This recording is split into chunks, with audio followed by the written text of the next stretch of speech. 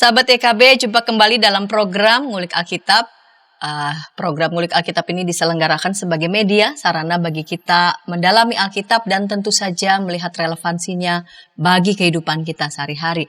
Saya sebagai pemandu percakapan, Pendeta Santiani Manurung, dan pada episode kali ini kita mengulik Injil Matius pasal 7 ayat 24 sampai 29. Injil Matius pasal 7 ayat 24 sampai 29 diberi judul Bagai Dua Sisi Mata Uang. Saya mengajak sahabat boleh berinteraksi di kolom komentar yang sudah tersedia.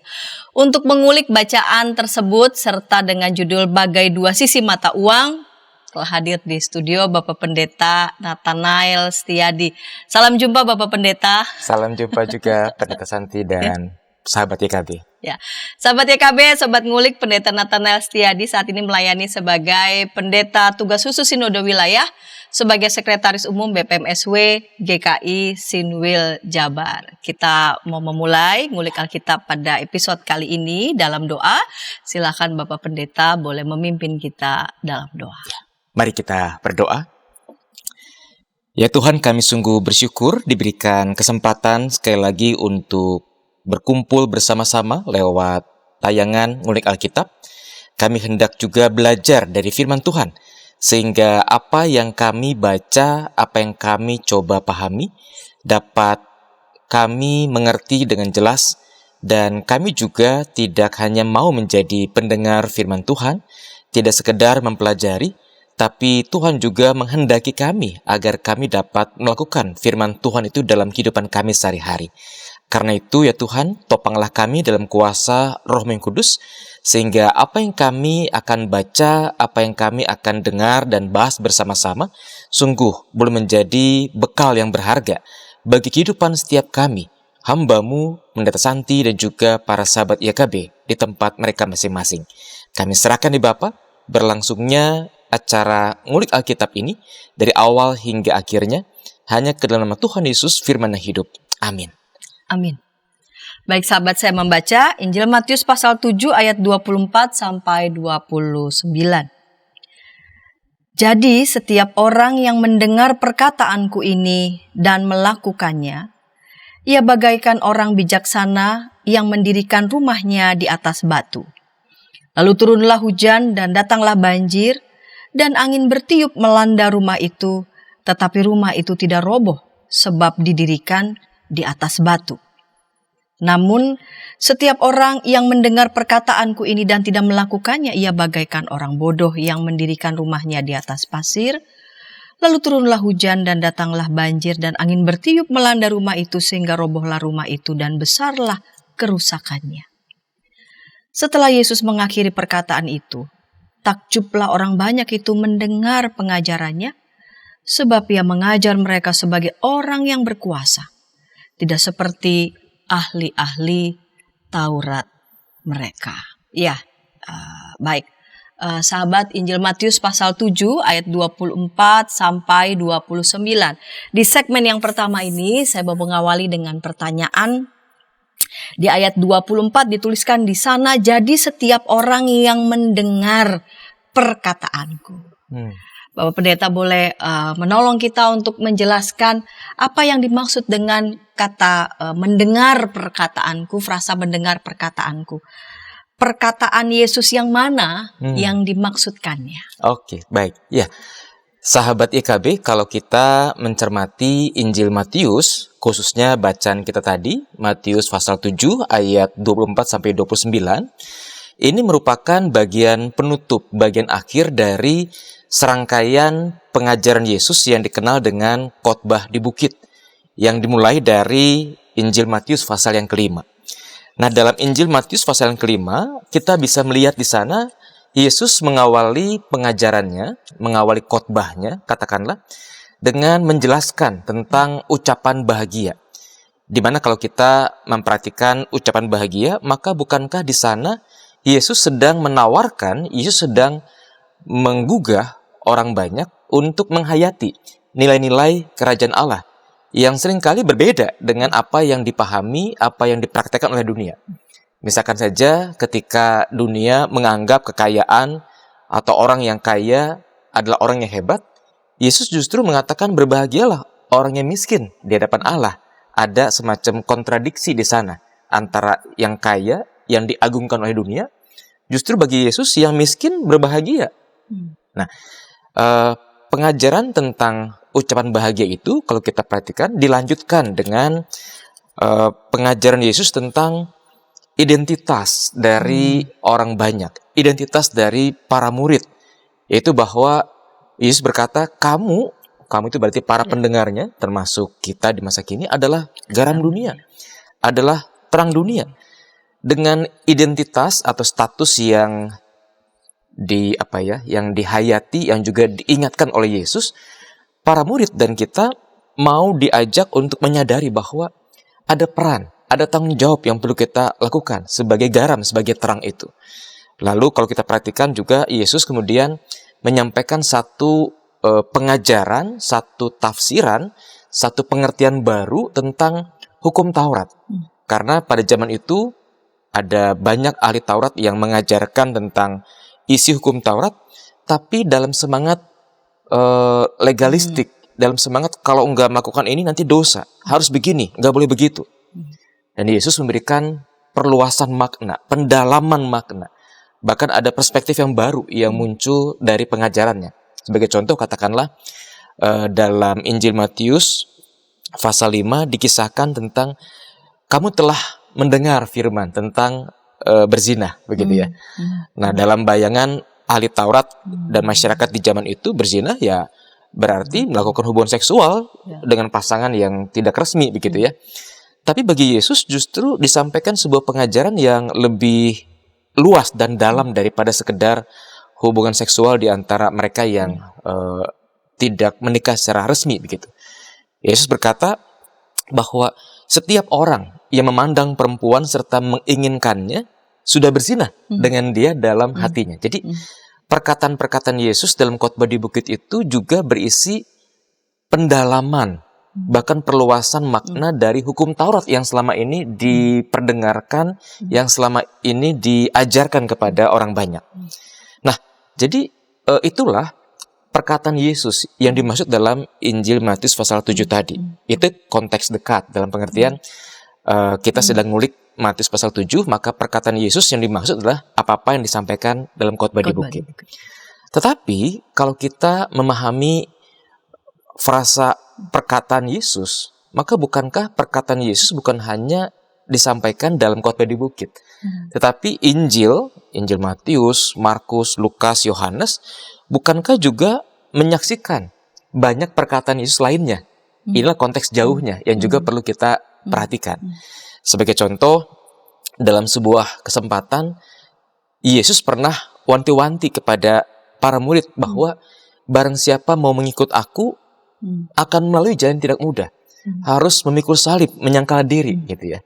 Lalu ada juga perkataan Yesus tentang pentingnya manusia menjaga hati dalam percakapan ketika para murid dipersalahkan tidak basuh tangan sehingga apa yang masuk ke dalam mulut dianggap najis, begitu. Yesus kan justru menyampaikan hal yang sebaliknya. Bukan yang masuk yang menajiskan seseorang, tapi yang keluar dari mulut. Karena yang keluar dari mulut meluap dari hati. Dalam hati ada segala kejahatan, dengki, iri, dan sebagainya. Sehingga manusia, para pendengar diingatkan untuk menjaga hati. Ya. Nah, itulah perkataan-perkataan Yesus yang muncul dalam Injil yang juga perlu betul-betul kita perhatikan. Menurut kerangka Matius pasal 7, segala perkataanku, mendengar segala perkataanku. Ada konteks dekat, ada konteks jauhnya. Jadi boleh dipahami, kita tidak hanya memahami satu bagian Alkitab, dan itu tidak boleh dipisahkan dari bagian Alkitab lainnya. Betul. Jadi satu kesatuan. Begitu. Ya, betul. Nah, lebih lanjut, setiap orang yang mendengar perkataanku ini dan melakukannya. Jadi bagi Yesus hal juga yang tidak kalah penting. Tadi kan pertama frasa mendengar perkataanku, tapi juga sekaligus mendengar firman Tuhan dan juga melakukannya. Apakah benar demikian, Pak Pendeta? Ya, baik. Ya, sahabat YKB, bacaan ngulik Alkitab kita hari ini, pertama-tama memang bicara soal mendengar perkataan Yesus. Tetapi Yesus tidak berhenti sampai di situ karena dia melanjutkan dan melakukannya. Maka dua hal ini yang penting dan sangat perlu kita cermati. Apalagi pada bagian Alkitab yang lain, Rasul Paulus menjelaskan kepada jemaat di Roma bahwa yang namanya iman itu bisa bertumbuh dari pendengaran. Pendengaran akan firman Tuhan. Jadi kalau kita tarik kembali ke bacaan ngulik Alkitab, Yesus sangat peduli dengan pertumbuhan, dengan perkembangan iman para murid, orang banyak yang mendengarkan pengajarannya. Bahwa iman itu bisa muncul, bertumbuh dari mendengar firman Tuhan, tapi Yesus tidak mau berhenti pada mendengar. Karena bagi Yesus yang juga tidak kalah penting adalah melakukan firman Tuhan itu. Ya, misalkan saja Tuhan berfirman, apa yang telah dipersatukan oleh Allah tidak boleh diceraikan oleh manusia. Itu firman Tuhan yang disampaikan berkali-kali. Nah, maka sebagai orang-orang yang mendengarkan firman Tuhan itu pada masa kini, kita betul-betul perlu melakukannya. Bagi sahabat YKB yang telah menikah, maka penting sekali kita menjaga kesetiaan. Kita juga mengasihi pasangan kita. Sehingga yang telah dipersatukan oleh Tuhan itu betul-betul tidak terceraikan oleh manusia. Ya, entah oleh karena konflik, entah karena perselingkuhan, atau karena hal-hal yang lain. Berlaku setia dalam pernikahan kita. Nah, jadi kalau bisa digambarkan, ajakan Yesus untuk mendengarkan firman Tuhan dan melakukan firman Tuhan, ini saya gambarkan seperti mata uang, koin, punya dua sisi. Ya, ada sisi gambar, biasanya ada sisi angka begitu. Ya. Nah, jadi mendengar dan melakukan itu seperti koin mata uang tadi. Bisa dibedakan, ada sisi yang gambar, katakanlah mendengarkan, ada sisi berupa angka, yaitu melakukan. Keduanya bisa dibedakan, tapi kan koin mata uang itu satu kesatuan, nggak bisa dipisahkan gitu. Kita mau pakai pisau pedang yang tajam sekalipun mau dibagi dua ya. Dua sisi yang sama ya dan lagi bisa. Pula sudah tidak punya nilainya dan nggak bernilai pada akhirnya. Betul, sehingga memang ya nggak boleh dipisahkan gitu ya. Nah, karena itu dua hal, baik mendengarkan maupun juga melakukan, betul-betul perlu kita hayati, perlu kita jadikan pegangan hidup. Sebab kalau kita hanya mendengarkan firman Tuhan tapi nggak mau melakukan, ya barangkali kita seperti penikmat radio gitu ya. Kita hanya dengar lagu-lagu ataupun juga talk show, podcast. Kita hanya mendengar saja sebagai penikmat radio. Tidak ada sesuatu yang barangkali mengubah ataupun juga yang menggerakkan kita untuk berbuat sesuatu. Tapi kalau kita melakukan tanpa mendengarkan, rasanya kita menjadi seperti mesin. Mesin itu kan ketika dinyalakan, lalu dia bergerak untuk bekerja, dia hanya melakukan saja apa yang menjadi tugas dia, apa yang menjadi fungsi mesin itu. Ketika operator mesin bernyanyi, bersenandung saat mengerjakan operating mesin itu kan nggak mendengarkan lagu-lagu atau senandung dari si operator, dia hanya mengerjakan tugasnya saja. Nah, kita kan bukan mesin rasanya, sehingga mendengar dan melakukan itu menjadi dua sisi mata uang yang betul-betul perlu kita perjuangkan dalam kehidupan kita. Ya. Jadi bukan hanya mendengar, melakukan, tapi juga bukan asal melakukan. Bukan asal melakukan, bukan asal mendengarkan juga. Dua-duanya betul-betul perlu dikerjakan dengan sungguh. Dikerjakan bersama. Ya. Dan selanjutnya, ia bagaikan orang yang bijaksana. Jadi orang yang mendengarkan firman Tuhan dan yang melakukan itu seperti atau disamakan dengan orang yang bijaksana. Apa maksudnya orang yang bijaksana, bukan bijak sini? Iya. Nah, sahabat YKB, kadangkala istilah bijaksana itu kan dibayangkan orang yang udah tua, orang yang barangkali banyak pengalaman. Tapi firman Tuhan atau kata-kata Yesus di sini tidak terkait dengan soal usia. Justru kaitannya adalah tadi soal orang yang mau mendengar firman Tuhan dan juga yang mau melakukannya. Dan itu kan bisa dialami, bisa ditunjukkan oleh anak-anak kecil sekalipun. Sehingga bijaksana ini bukan soal usia. Bijaksana ini adalah soal mental, soal sikap. Bagaimana kita coba mengerti sebuah situasi, sehingga dengan pengertian-pengertian yang muncul itu, dia baru bersikap. Artinya lewat sebuah pertimbangan, lewat sebuah kajian, apa sih baiknya, apa sih buruknya, baru bersikap, bertindak. Tidak sekedar ikut emosi, tidak sekedar ikut arus begitu. Misalkan saja ketika seorang pegawai, ya namanya orang kantoran begitu, ada kalanya menghadapi yang namanya politik kantor gitu ya. Ada teman atau mungkin atasan yang iri, yang mau menjatuhkan. Nah, bukan tidak mungkin pegawai itu menghadapi situasi ya yang tidak nyaman begitu. Maka pegawai yang bijaksana adalah pegawai yang tidak mudah terpancing oleh situasi, mudah marah dengan situasi itu. Dia, orang bijaksana adalah orang yang mau mendekatkan diri kepada Tuhan, memohon hikmat apa sih yang Tuhan mau ia lakukan, sehingga ia baru bersikap, baru bertindak. Jadi orang yang bijaksana adalah orang yang mau mempertimbangkan segala sesuatunya sebelum dia bertindak. Tapi sekaligus orang yang bijaksana menurut saya adalah orang yang mau repot. Mau repot dalam pengertian mau berusaha mengerti, memahami Tuhan, apa yang terjadi ya? Saya harus berbuat apa? Mau repot. Karena kalau orang gak mau repot, ya katakanlah difitnah oleh teman kantor, dia kemudian melakukan langkah-langkah yang untuk membuktikan bahwa dia tidak bersalah, tapi akhirnya kontraproduktif misalkan. Karena orang menganggap, ngapain sih orang ini kok tiba-tiba mengatakan ya pembelaan diri dan sebagainya. Akhirnya malah jadi kontraproduktif. Tapi ketika dia mau repot, tenangkan diri dulu, baca situasi, tanya kehendak Tuhan, apa yang Tuhan mau dalam kehidupannya. Bukan tidak mungkin Tuhan menunjukkan jalan yang berbeda ketimbang ikut emosi tadi, begitu ya, ikut arus tadi. Oleh karena itu, ketika kita bicara juga terkait dengan firman Tuhan, penting sekali kita berusaha untuk mengerti apa sih yang kita dengar, apa sih yang kita baca. Sehingga ada pengertian-pengertian baru yang ditambahkan dalam kehidupan kita, dan dengan itulah kita bisa menjadi orang-orang yang bijaksana, gitu ya. Baik Pak Pendeta. Ini untuk satu ayat aja ini diulik benar-benar saya ulik Alkitab ya. Jadi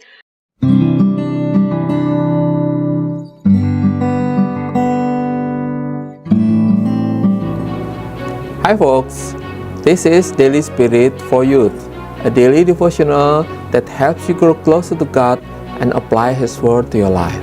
Daily Spirit for Youth dapat Anda saksikan hari Senin sampai Sabtu pukul 4.30 waktu Indonesia Barat di channel YKB TV. Kita jumpa dalam acara Pembangunan Jemaat. Pembangunan Jemaat setiap Senin di minggu kedua dan keempat pukul 20 waktu Indonesia Barat. Dapat Anda nikmati di channel YKB TV.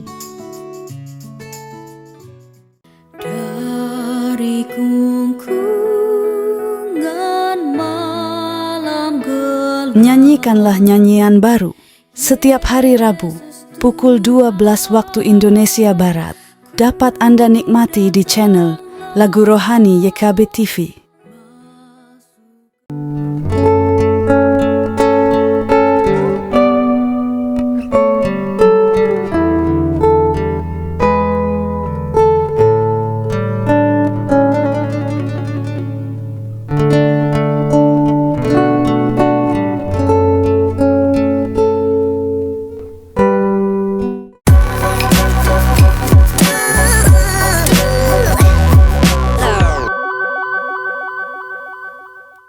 Sahabat YKB, Sobat Ngulik semua, senang masih bersama dengan kami dalam program Ngulik Alkitab. Pada episode kali ini kita mengulik Injil Matius pasal 7 ayat 24 sampai 29 diberi judul Bagai Dua Sisi Mata Uang. Kita sudah tiba di segmen kedua.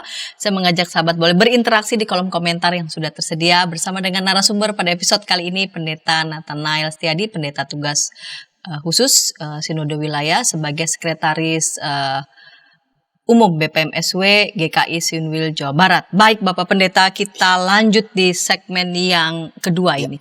Segmen yang pertama, Bapak Pendeta Adi telah menjelaskan bahwa Yesus menghendaki para muridnya untuk mendengar, ya, mendengar segala perkataannya, lalu kemudian melakukannya, dan yang seperti itu, ya, adalah orang yang bijaksana, begitu.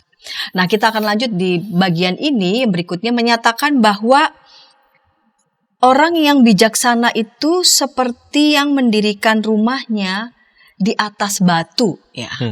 Ya, apa maksud atau penggambaran ini ya? Yang bijaksana itu yang mendirikan rumahnya di atas batu. Ya, baik. Nah, sahabat EKB, pada zaman dahulu dan juga tentu pada zaman sekarang begitu ya. Kalau orang-orang mau membangun sebuah rumah, maka dia akan membayangkan rumah itu adalah rumah yang akan dipakai untuk jangka waktu yang lama. Bahkan rumah yang kuat, kokoh. Nah, rumah yang kuat dan kokoh itu tidak ditentukan hanya dari tembok yang tebal ataupun juga atap yang kuat, tetapi rumah yang kokoh itu juga ditentukan, bahkan sangat ditentukan oleh seberapa bagus fondasi yang dimiliki. Dan pada zaman itu fondasi dari batu bukan sembarang batu, ya bukan batu taman, bukan batu hiasan taman yang kecil-kecil, tidak, batu yang besar-besar. Supaya apa? Supaya tiang-tiang tembok yang didirikan itu bisa berakar dengan kuat dan ditopang oleh batu-batu besar yang kokoh. Alhasil, bangunan yang didirikan di atas batu-batu yang kokoh itu membuat rumah menjadi stabil, kuat. Alhasil ketika ada hujan badai, bahkan banjir sekalipun, karena fondasi rumah itu sangat kokoh di atas batu-batu yang besar, maka rumah itu tidak mudah hancur, tidak mudah roboh. Barangkali kita bisa analogikan dengan olahraga pencaksilat sebagai contoh ya. Jadi kalau seorang atlet diminta untuk memasang kuda-kuda, maka dia akan coba memposisikan kakinya sedemikian rupa, kedua kakinya, dengan tekukan lutut pada sudut tertentu. Dengan begitu, maka atlet ini tidak mudah dijatuhkan oleh lawan. Walaupun ada terjangan pada kaki dan sebagainya, dia akan kokoh berdiri karena kuda-kudanya siap dan kuat. Nah, rumah orang bijaksana adalah orang yang betul-betul memperhatikan apa yang penting dari sebuah rumah sehingga rumah itu bisa kokoh untuk seterusnya. Itu fondasi. Fondasinya dibangun di atas batu. Itulah orang bijaksana dalam pengertian Alkitab. Nah, jadi kaitan dengan bagian sebelumnya, orang bijaksana itu tahu persis apa yang paling penting dalam kehidupannya, yaitu firman Tuhan yang dilakukan dalam kehidupan kesehariannya. Itulah orang bijaksana dalam pengertian ngulik Alkitab kita hari ini. Jadi betapa fondasi itu fundamen yang utama. Betul. Fundamen, menjadi fundamen yang utama. Nah, bagaimana fondasi rumah yang kokoh itu kemudian diaplikasikan dalam kehidupan sehari-hari? Apakah itu berarti saat menghadapi masalah kita tidak mudah goyah? Apakah berarti di saat sedang susah lalu kemudian kita tidak mudah untuk menyerah? Iya, baik. Jadi bacaan ngulik Alkitab kita hari ini kan mengisahkan tentang orang yang bijaksana mendirikan rumah di atas batu yang kokoh, batu yang kuat. Sehingga ketika ada hujan badai, banjir sekalipun, rumah itu tidak goyah. Nah, jadi kita bisa melihat di sini bahwa ada penggambaran kehidupan. Dan Alkitab memang punya beberapa metafora atau gambaran tentang kehidupan. Ada gambaran kehidupan seperti pohon yang bertumbuh dan harus berbuah. Ya, kita harus berbuah. Atau penggambaran kehidupan bahwa kita ini seperti pertandingan. Sehingga kita harus mencapai garis akhir. Ya. Nah, dalam bacaan ngulik Alkitab ini, kehidupan itu digambarkan seperti rumah dengan fondasi yang kokoh dan badai persoalan ya, atau katakanlah masalah-masalah itu digambarkan seperti badai, ya seperti angin, seperti banjir dan seterusnya. Dan bukankah gambaran badai yang menerjang sebuah rumah, yang menerjang sebuah kehidupan itu mungkin sekali dihadapi oleh setiap kita tanpa terkecuali. Ada orang-orang menghadapi persoalan ketika anggota keluarga yang dikasihi, entah itu suami, entah itu istri, entah itu ayah, ibu, atau anak yang meninggal, mendahului kita. Dan itu menjadi sebuah badai. Bayangkan ketika seorang ayah, kepala keluarga, seorang suami yang menjadi tulang punggung keluarga meninggal, maka istri dan anak-anaknya akan mengalami kesulitan karena sangat bergantung selama ini pada sosok ayahnya misalkan. Ada badai yang terjadi, yang dihadapi. Tapi badai persoalan itu juga bisa berbentuk sakit penyakit. Beberapa orang barangkali menghadapi penyakit terminal, penyakit yang menurut dunia medis ini nggak mungkin disembuhkan. Hanya dijaga saja supaya kualitas hidupnya bisa tetap baik gitu ya. Ada juga orang yang menghadapi kegagalan, mencoba untuk melamar pekerjaan, ditolak. Buka usaha, bangkrut. Itulah badai yang muncul dalam kehidupan kita. Atau seperti contoh pada segmen pertama sebelumnya ketika seorang pegawai mengalami fitnah dalam kesehariannya, itu pun juga bisa menjadi sebuah persoalan seperti angin badai yang meniup sebuah rumah. Nah, orang yang bijaksana yang mendirikan rumahnya di atas fondasi yang kokoh saat menghadapi badai persoalan tadi tidak mudah menyerah. Lalu dia pun juga tidak mudah berkeluh kesah. Kenapa? Karena dia punya fondasi yang kokoh. Fondasi yang kokoh itu dijangkarkan, diakarkan pada Tuhan sendiri lewat firman-Nya, lewat kehadirannya. Sehingga orang yang bijaksana tidak mudah menyerah saat ada persoalan, tidak juga mudah berkeluh kesah ya dengan bertubi-tubinya persoalan datang sekalipun gitu. Dan tentu ini menjadi tanggung jawab setiap kita untuk mengupayakannya. Baik, Pak Pendeta, jadi fondasi yang kokoh artinya kita tidak mudah menyerah pun dalam berbagai tantangan hidup, dalam berbagai badai hidup gitu. Iya. Tapi kan kita tahu ya tidak mudah juga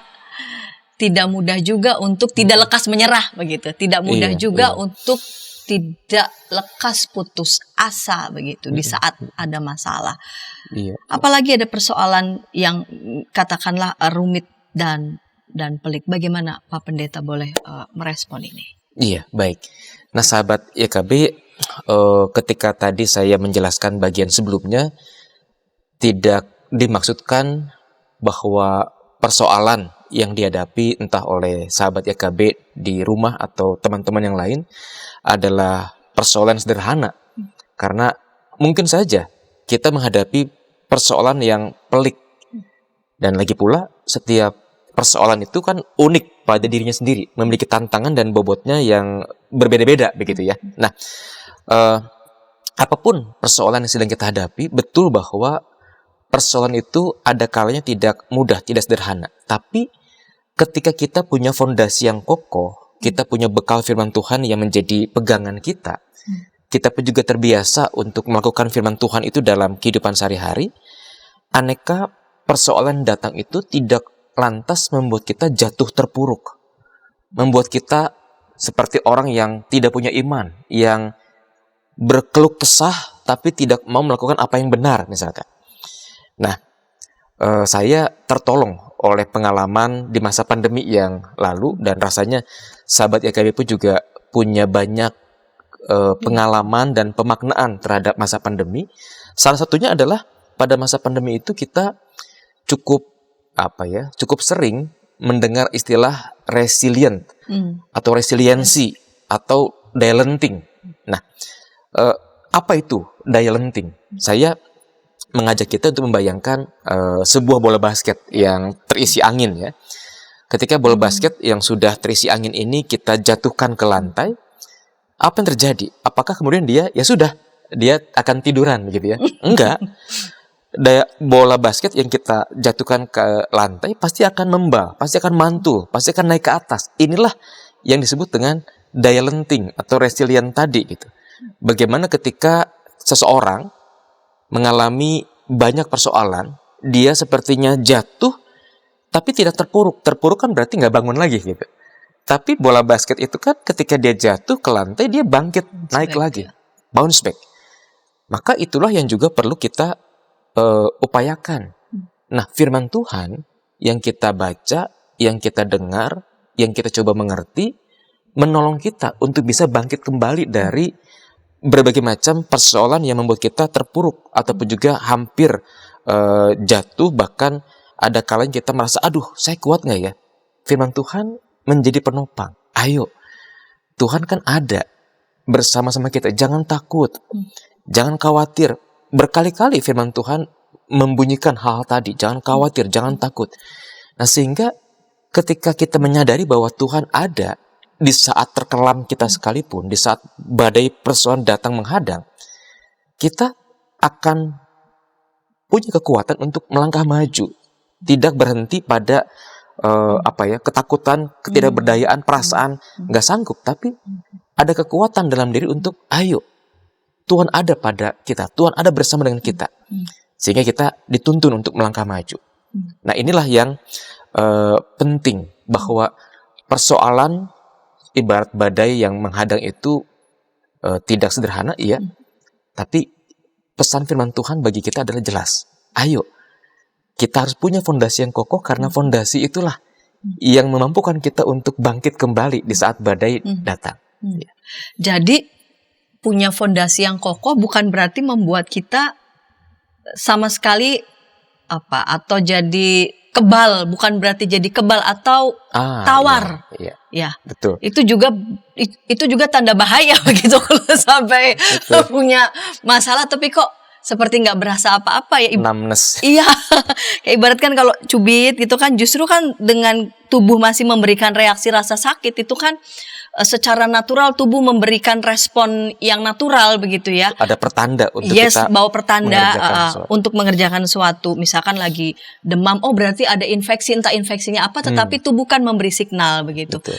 Bukan berarti lalu kemudian tawar seperti nggak apa-apa, nggak ada masalah begitu ya. Lalu kemudian selalu bilang it's okay begitu ya. Bukan juga seperti itu, bukan juga lalu kemudian menjadikan kita jadi nggak berseru pada Tuhan, tapi tadi ya punya daya lenting begitu ya, tidak lalu kemudian menjadi terpuruk begitu ya, karena punya fondasi yang kokoh. Baik, kita lanjutkan segmen ketiga, namun sebelumnya kita dengarkan pesan-pesan berikut ini.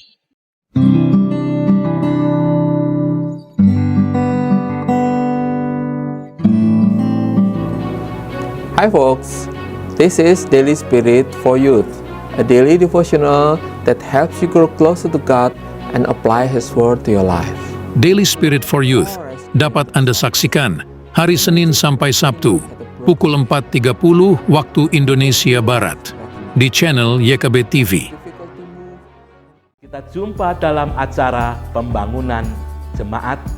Pembangunan jemaat setiap Senin di minggu kedua dan keempat pukul 20 waktu Indonesia Barat. Dapat Anda nikmati di channel YKB TV. Dari kungkungan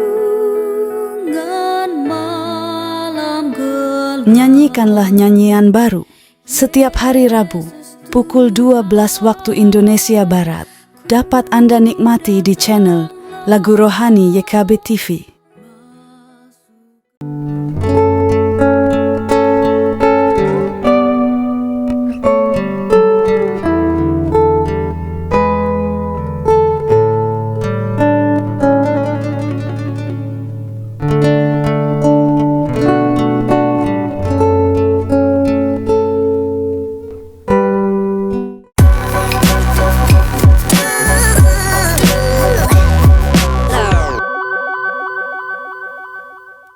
Sahabat senang masih bersama dengan kami dalam program Ngulik Alkitab. Pada episode kali ini kita mengulik Injil Matius pasal 7 ayat 24 sampai 29 diberi judul Bagai Dua Sisi Mata Uang.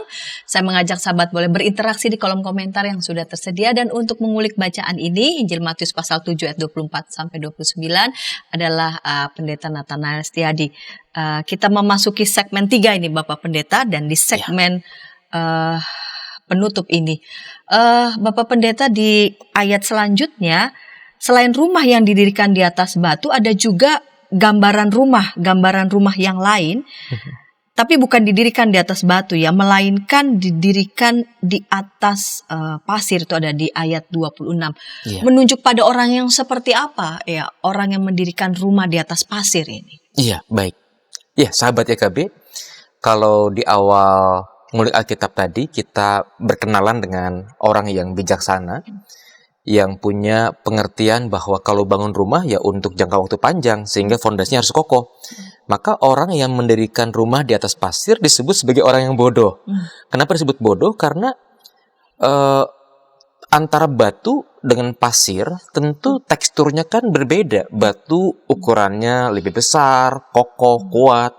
Sementara pasir itu kan halus, licin, mudah terburai. Nah, karena mudah terburai itu kan mereka menjadi sulit untuk bisa bersatu, rekat begitu ya. Maka ketika orang membangun rumah dengan fondasi di atas pasir, maka bisa dipastikan bahwa dasarnya itu nggak kuat-kuat amat, bahkan bukan hanya soal kuat-kuat amat, nggak kuat sama sekali. Karena tekstur pasir ya mudah bergerak, labil, licin, ya mudah terburai, sulit bersatu. Sehingga rumah itu mudah sekali hancur ketika ada entah sekedar angin atau bahkan badai begitu ya. Nah, sehingga dengan sangat kuat Yesus menggambarkan orang yang membangun rumah di atas pasir itu sebagai orang yang bodoh. Kenapa bodoh? Karena ya dia gak mengerti apa yang seharusnya dijadikan fondasi, bukan pasir, karena pasir itu sangat labil. Dan juga bukankah kalau orang membangun rumah itu kan perlu dana, perlu biaya yang besar. Karena itu orang pasti akan bermimpi rumah itu adalah rumah yang bisa dipakai untuk jangka waktu selama mungkin gitu. Sehingga fondasinya harus betul-betul kuat. Nah, tapi orang bodoh nggak peduli soal kuat. Yang peduli adalah, yang dipedulikan olehnya adalah aku bangun rumah. Rumah jadi ya sudah. Padahal nggak bisa dipakai, atau padahal malah rumahnya mudah hancur gitu ya. Nah, ini gambaran orang bodoh yang dijelaskan juga dalam Alkitab tentang rumah yang dibangun di atas pasir. Jadi fondasi pasir itu mengatakan fondasi yang labil begitu ya? Ya. Jadi orang yang tidak mendengar dan melakukan firman akan turut juga begitu menjadi labil, mudah jatuh dan koyak. Apakah itu yang dimaksudkan dengan rumah yang dibangun itu di atas pasir? Iya. Betul, para sahabat YKB, orang yang tidak melakukan firman Tuhan, padahal dia sudah banyak mendengar ya. Pada zaman sekarang kan kita punya banyak kesempatan untuk mengakses, entah itu podcast, entah itu tayangan YouTube, ataupun juga Instagram. Ada banyak sekali konten-konten di media sosial yang bisa kita dengarkan. Tapi setelah mendengar firman Tuhan, tidak coba renungkan, tidak coba untuk dimengerti, alhasil firman Tuhan itu hanya sekedar informasi, bukan sebuah pesan yang mengubah hidup kita. Lantas ketika ada masalah, dia mudah kalah. Kenapa? Karena dia tidak punya fondasi, tidak punya pegangan. Mendengar firman Tuhan, tapi kemudian tidak coba direnungkan apa pesannya buat saya, bagaimana saya melakukan itu, ya sama saja seperti orang yang ya membaca sebuah berita lalu kemudian melupakannya. Nah, karena itu saat ada berbagai masalah yang datang, ya, entah itu kematian, entah itu susah mencari pekerjaan, entah itu gagal, cinta ditolak dan sebagainya, orang yang tidak punya fondasi kuat itu mudah menyerah, mudah patah, mudah kalah. Dan kalau kita bayangkan lebih lanjut, rumah yang didirikan di atas pasir ketika datang angin badai, bahkan banjir, bukan hanya membuat rumah itu rusak atau hancur, tapi juga membuat rumah itu hanyut. Nah, orang-orang yang tidak punya fondasi yang kuat, yang tidak mau melakukan firman Tuhan, akan mudah ikut arus. Ketika teman-teman di kantor, ya sebagian katakanlah melakukan markup anggaran, korupsi lah katakanlah, dia ikutan. Karena dia merasa, semua orang melakukan hal itu kok, kenapa saya nggak boleh gitu ya. Atau anak-anak muda yang sudah punya pasangan, berpacaran, atau yang sudah menikah, melihat bahwa teman-temannya kok pada punya pil, ya, pria idaman lain, punya will, wanita idaman lain, kok saya cuma sendiri aja nih pasangan saya. Dia coba membuka hati pada orang lain, ikut arus, karena dia tidak punya pegangan berdasarkan firman Tuhan bahwa Tuhan kan menghendaki kesetiaan gitu loh. Nah, tapi karena dia nggak punya pegangan itu, ya udah dia ikut arus saja. Sama seperti rumah yang didirikan di atas pasir, ketika katakanlah terjangan banjir datang, dia akan rusak tapi juga akan hanyut, ikut arus. Nah, oleh karena itu penting sekali bagi orang-orang Kristen ketika mendengar firman, ketika membaca firman Tuhan, juga menjadikan firman Tuhan sebagai pegangan. Dan karena itu menjadi pegangan, kita mau melakukannya dalam keseharian kita. Karena kalau tidak begitu, ya kita tidak ubahnya seperti orang bodoh yang disebut-sebut oleh Yesus dalam bacaan kita hari ini, gitu ya. Ya. Di ayat selanjutnya setelah Yesus ya mengakhiri perkataan itu, ya, setelah Yesus menyelesaikan khotbah di bukit itu, banyak orang yang kemudian menjadi takjub mendengar perkataan Yesus. Sebab dituliskan di sana, ia mengajar mereka sebagai orang yang berkuasa, mengajar dengan penuh kuasa. Tidak seperti, jelas ini dia dimention, tidak seperti ahli-ahli Taurat gitu. Apakah itu berarti bahwa kita yang mendengar perkataan Yesus di masa kini betul-betul lalu kemudian perlu menghayati dan memahami serta melakukannya? Iya. Terima kasih Pendeta Santi. Jadi sahabat YKB luar biasa ya. Ada semacam evaluasi, dan evaluasi ini dilakukan bukan oleh tokoh Yesusnya loh. Kan bukan Yesus yang menulis Injil Matius secara langsung begitu. Tapi ada evaluasi yang saya rasa objektif, bahwa khalayak ramai, bahwa yang diajarkan oleh Yesus itu adalah ajaran yang membuat orang takjub, membuat orang, oh iya ya ternyata begini pengertiannya. Karena Yesus mengajar dengan penuh kuasa, ya kita sadar bahwa dia adalah anak Allah, tetapi Yesus yang adalah anak Allah itu kan juga adalah seseorang yang melewati pendidikan Taurat, sama seperti orang-orang Yahudi pada umumnya begitu ya. Nah, Yesus mengalami pertumbuhan dalam pembelajaran akan Taurat. Terlebih dia coba melihat situasi, kok banyak orang-orang Yahudi yang berlaku munafik. Dia menyuruh teman-temannya, tetangganya untuk melakukan hukum Taurat, tapi dia sendiri nggak melakukan, gitu ya. Nah, Yesus sadar bahwa kemunafikan itu adalah salah satu musuh dalam kehidupan beragama, dalam kehidupan relasi kita dengan Tuhan. Ya, sehingga dalam pengajaran-pengajarannya Yesus punya semangat mendobrak, punya semangat pembaruan di sana. Ya, misalkan saja dalam khotbah di bukit kan ada ajaran soal berpuasa, berdoa. Orang-orang Yahudi kebanyakan melakukan ritual-ritual keagamaan itu kan sebagai unjuk kesalehan, sebagai pamer gitu ya. Dilihat orang puasa, mukanya dipasang seperti tahan lapar. Padahal kalau dia memasang muka yang berbeda, masang muka yang riang gembira bisa juga sebenarnya gitu. Tapi karena pengen dilihat orang, saya sedang puasa loh, hargai saya loh, saya ini orang saleh loh. Ya akhirnya ada kemunafikan di sana, ada semacam kehidupan beragama yang sempit dan picik. Orang memberikan sedekah pun seringkali pamer. Kalau perlu ya bunyi kerincingannya keras gitu supaya orang tahu ada orang yang sedang bersedekah. Atau berdoa di tengah keramaian supaya dilihat, oh dia saleh sekali, dia berdoa pada jamnya begitu ya.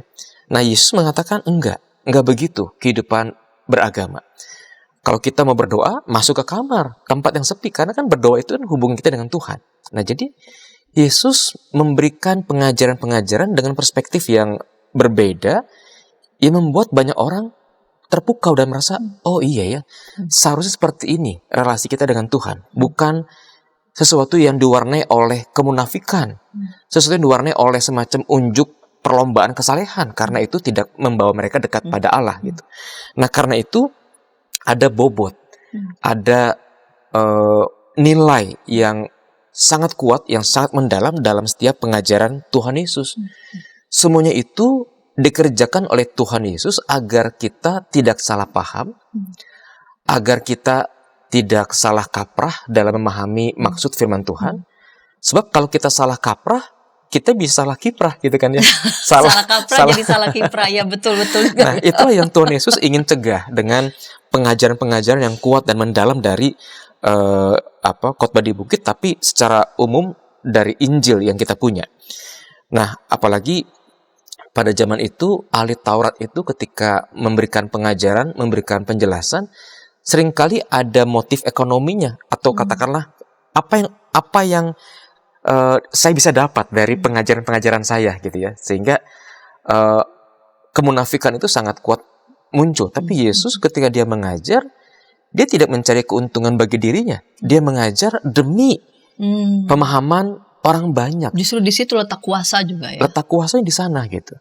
Karena tidak ada motif keuntungan bagi diri Yesus. Yesus justru memberikan perhatian, memberikan fokus agar orang banyak semakin mengerti siapa Allah. Semakin tahu apa yang Tuhan kehendaki dalam kehidupan mereka, dalam kehidupan kita juga. Itulah wibawanya, itulah kuasanya. Yang berbeda dengan para ahli Taurat pada zaman itu gitu ya. Dan itu menggugah mereka ya. Mereka menjadi sangat takjub. Nah, kita sudah tiba di ujung-ujung segmen penutup ini Pak Pendeta. Walaupun Pak Pendeta di setiap ayat sudah memberikan begitu poin-poin, di segmen terakhir, di ujung segmen terakhir ini, hal-hal poin lain yang ingin Pak Pendeta boleh tekankan untuk boleh diperhatikan oleh para sahabat YKB, Sobat Ngulik semua. Oke, baik. Sahabat YKB, ketika Yesus menyampaikan ajarannya dalam bacaan ngulik Alkitab ini, kata-kata awal dikatakan setiap orang yang mendengar perkataanku.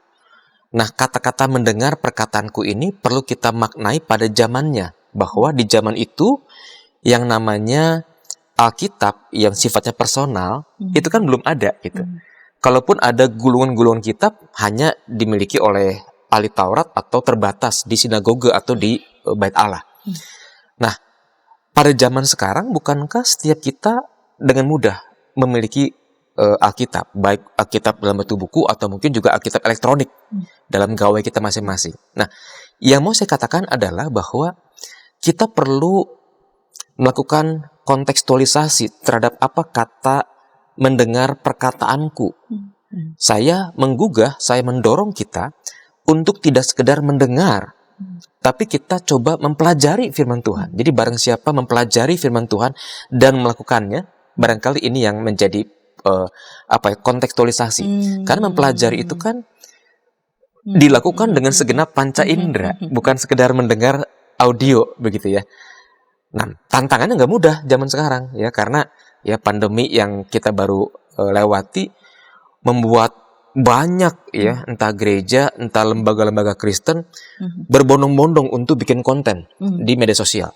Sehingga dengan mudah kita mendengar banyak khotbah, banyak renungan yang kita bisa akses setiap hari, setiap jam begitu ya. Karena banyak sekali pilihan. Termasuk kontennya KB dong begitu ya. Nah, maka yang penting bagi kita adalah jangan sekedar mendengarkan, tapi kita perlu satu upaya yang lebih jauh, mempelajari apa yang kita dengar, mempelajari apa kata Alkitab. Karena tidak sedikit pengajaran-pengajaran yang bertebaran di media sosial itu yang justru melenceng dari maksud Alkitab. Ya, entah pengajaran yang membuat kita seperti dininabobokan, dibuai begitu. Oh, ikut Tuhan, Tuhan kan raja. Raja pasti punya segala-galanya, punya berkat, punya kuasa. Ikut Tuhan akan senang. Padahal kan nggak begitu ya. Dalam kehidupan kita, sekalipun kita mengikut raja, tapi toh yang namanya kehidupan manusia pasti ada masalah, pasti ada kesukaran, pasti ada sakit penyakit begitu. Nah, karena itu penting sekali kita nggak sekedar mendengar, tapi mempelajari dan juga melakukan. Sehingga semua upaya tadi betul-betul menjadi pedoman, menjadi bekal bagi kehidupan kita. Alhasil, ketika kita mempelajari firman Tuhan, kita tahu mana pengajaran yang benar seperti Alkitab, mana pengajaran yang ternyata hanya membuat kita terlena, kita kesampingkan, dan kita menjadi tangguh karena kita punya dasar, punya pijakan yang kuat, yang benar. Nah, baik mempelajari firman Tuhan atau dalam bahasa teks Alkitab mendengar perkataan Yesus dan juga melakukannya, sekali lagi ini bisa dibedakan, tapi nggak bisa dipisahkan. Seperti mata uang, bagai dua sisi mata uang. Kita perlu memberi waktu untuk mempelajari firman, tapi kita pun juga perlu melakukannya. Sehingga kita punya fondasi yang kokoh. Ada badai masalah, kita nggak mudah koyak, nggak mudah goyah, nggak mudah menyerah. Nah, kiranya bekal firman Tuhan ini boleh menjadi harta yang berharga bagi setiap kita yang mempelajari ngulik Alkitab hari ini. Ya, baik Pak Pendeta, menarik ini ya. Jadi kata mendengar itu kita mesti pahami sesuai dengan konteks ya. Memang pada saat itu jangan boro-boro teknologi ya, untuk kitab secara personal ini saja tidak mudah diakses oleh halayak umum begitu ya. Hanya orang-orang tertentu dan di tempat-tempat tertentu. Berbeda di zaman sekarang ini, setelah loncatannya ribuan tahun, kita bisa mengaksesnya di mana-mana. Itu menjadi peluang, tapi juga sekaligus di situ justru ada tantangan. Sejauh mana dari sekian banyak yang kita akses, kita dengar, sejauh mana kita benar-benar mempelajari dan menyimaknya. Jangan sampai dari terlalu banyaknya lalu kemudian kita jadi enggan mempelajari, malah jadinya tersesat karena apa yang kita dengarkan. Mempelajari sungguh-sungguh sehingga kita juga tahu persis apa yang Tuhan kehendaki dan kita berlatih untuk melakukannya. Berlatih untuk melakukannya. Dengan demikian kita sebetulnya sedang membangun fondasi sebetulnya. Membangun fondasi. Yang kita lakukan itu sebenarnya sedang membangun fondasi. Kita tahu kita akan menghadapi berbagai macam tantangan. Kita tidak mudah terpuruk. Kita punya daya lenting. Karena kita tahu fondasi kita bangun kokoh di dalam Tuhan. Baik, Pak Pendeta, terima kasih untuk kulikan yang luas ini di episode kali ini. Ketika sahabat boleh merasa diberkati oleh tayangan ini, sahabat boleh membagikannya kepada sebanyak mungkin orang dan boleh menekan tombol like dan subscribe sehingga boleh mendapatkan update dari tayangan YKB GKI TV. Kita akan menutup episode kali ini dalam doa. Mari silakan Pak Pendeta boleh memimpin kita dalam doa. Mari kita berdoa. Ya Tuhan, kami sungguh bersyukur untuk perjumpaan kami lewat siaran YKB, Ngulik Alkitab. Kami boleh belajar dari firman Tuhan. Betapa penting bagi setiap kami untuk sungguh memberikan hati, pikiran, segenap hidup kami untuk mendengarkan firman Tuhan, mempelajari kebenaran firman Tuhan, sehingga kami membangun fondasi yang kokoh bagi kehidupan kami. Dan fondasi itu semakin kokoh ketika kami melakukan firman Tuhan dalam keseharian kami. Keseharian kami diwarnai oleh berbagai persoalan, tantangan, hambatan, godaan.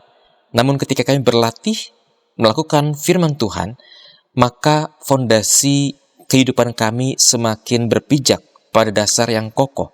Sebab kami berjalan bersama-sama dengan Tuhan, Sang Pemilik kehidupan. Tuntunlah para pemirsa YKB agar mereka tekun dan setia menjadi pelaku-pelaku firman Tuhan, sehingga citra sebagai garam dan terang dunia betul-betul nyata dalam keseharian kami.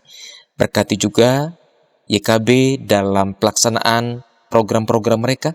Berkati juga hamba-Mu, Pendeta Rumenta Santiani, agar dalam karya pelayanannya Tuhan juga pakai ia menjadi pewarta kebenaran Tuhan. Kami sebentar akan berpisah, namun kami percaya bahwa damai sejahtera Allah yang melampaui segala akal senantiasa memelihara hati dan pikiran kami dalam Kristus Yesus. Amin. Amin.